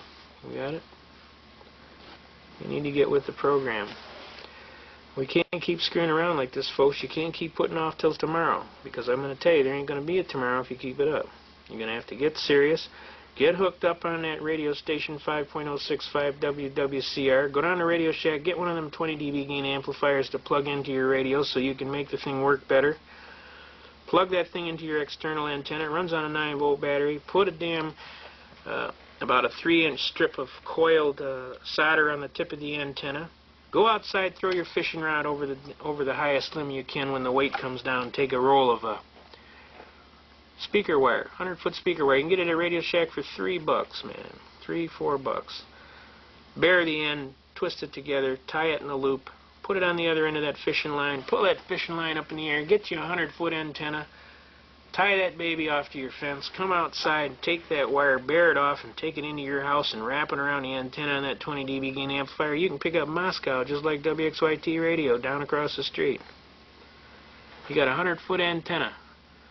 You put on that 20 dB gain amplifier, and you're going to have your signal generating 20 times the force that it would before. So even if they jam the channel, you're still going to be able to hear, okay? You need to be listening to Radio Free America, to Jack McLam, to Tom Ballantyne, to Bill Cooper, to Mark from Michigan. You know, you need to get in touch. You need to get in touch with your God. You need to get in touch with your fellow Americans. You need to get down to the militia. You need to quit screwing around, sitting on the couch, watching the ball game and the life going by and nothing's getting done. You understand? You need to get out there and hit a couple of these patriotic meetings and listen to some of these folks talking that are trying to save you and your country. And you need to start realizing that you need to put your money where your mouth is. It's like, you know, put up or shut up. Because I'm telling you, if you don't do something soon, you're not going to have a country. what you're going to have is a chain around your ankle, and you're going to be pissed. So I'm telling you, the time is now. You know, you want to be a son of liberty or a daughter of liberty, the time is now.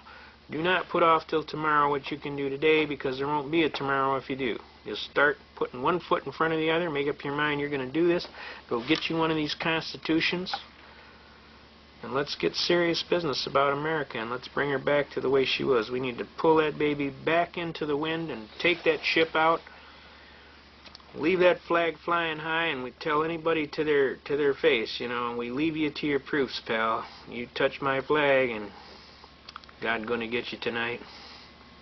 Don't touch my flag. Don't touch my country. Don't touch my Constitution. I'm going to wish you God bless America. We love you, America. I love Jack McLam's phrase, never to the New World Order. It'll never happen in your lifetime. You got to quit smoking that stuff. It ain't no good for you. You may think you're going to get away with it, but I'm here to tell you it ain't going to happen in your lifetime. You just keep wishing in one hand, doing something in the other, and see which one fills up faster. You're going to find out real quick. The United States of America is the most serious country in the world. Our people are the most generous, kind, and aggressive. And I'm telling you, we love our country, we love our flag, we love our Constitution, and we're not giving it up for anybody, especially a bunch of Yahoo bankers, okay? So, we'll let them understand. Let the word go out and let them find out. We're not fooling around. So I'm going to wish you good night. God bless America. Long live the Constitution. God bless all of the fine folks that are standing up and being counted. God bless all the fine soldiers that have given their very life and are still, to this day, giving their life. Now, come on, folks. Let's not fool around here. You go down there and you grab a hold of one of these congressmen and let them understand, hey, I don't care what about your Bill 666. You're not changing the Fourth Amendment. You're not doing nothing. You got that? You want to get elected next time, you better listen up, pal. We might even just charge you right in an open court of law with an open indictment for treason. Now quit screwing around with my Constitution. Oh, I wanted to give that number out. We want to give that number out. We don't want to let that guy get away. We don't want to let that guy get away. Yes, sir. Let me get something here. Yes, yes, yes. Let me give you a number, folks. You need to call this congressman and let him understand. Say what? Say you gonna what?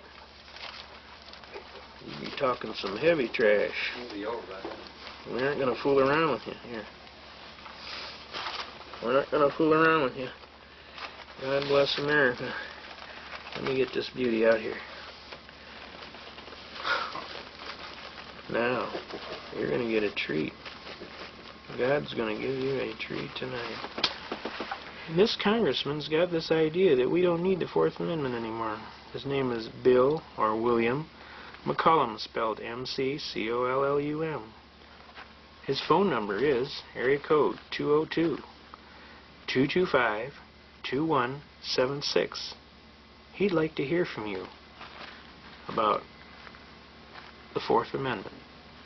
You need to call him and tell him, do not touch my Constitution. Period. Do not change the Fourth Amendment, not even a little bit. We want our right to be free from an unreasonable search unless with a warrant, duly signed by a judge of the court, duly before a sworn magistrate where the guy swears that this is a true, in fact, case, this is the evidence to be seized, the person to be charged, and we want them to be able to hold that right up and say, we're not changing that today, sir. And if you got a problem with that, find another job, because you're fired. Got me?